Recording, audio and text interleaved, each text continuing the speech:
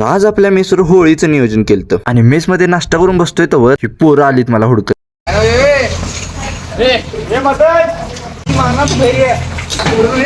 ते मेस मधून बाहेर यायचीच तर धमकी येत होती की म्हणलं गप आपलं बाहेर जाऊन कलर लावून घेतो, नाहीतर ह्यांच्या आणि मनात आल्यावर मागच्या होळी सारखं शेणबिन लावत बसतील. त्यापेक्षा म्हणलं कलरच बरा आहे आपला. हा हे तर बघा कलर तेच लावलाय आणि तेच पुसून काढायला लागला. काय शाने येतोय पोर. आता होतं आपलं भारी नियोजन. आपल्या कॉलेजच्या ग्राउंडवर खास नाचायसाठी अमित दादानं साऊंडची जुळणा केलती.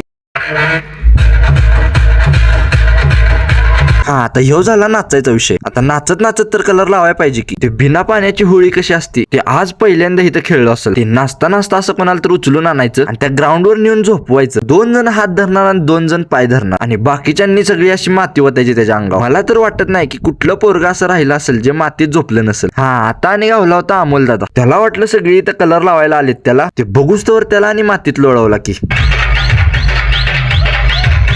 आता जरा गडिंग्लज वरनं आणि मित्र आले ते खास कलर लावायला. तवर गावला इकडे बैलकर. तेव्हा आणि कुठं बाहेर चाललेला त्याला आणि रंगवून ठेवला. ही सगळी गडिंग्लज वरनं आलतीत की नाही नुसती निळी दिसत होती. ती हातात निळीची बाटली बघितल्यावरती कळलं हे असा विषय आहे होय. ते बघ रोवणला आणि निळा करून ठेवलाय. ते बैलकर आणि काम नसताना घावले.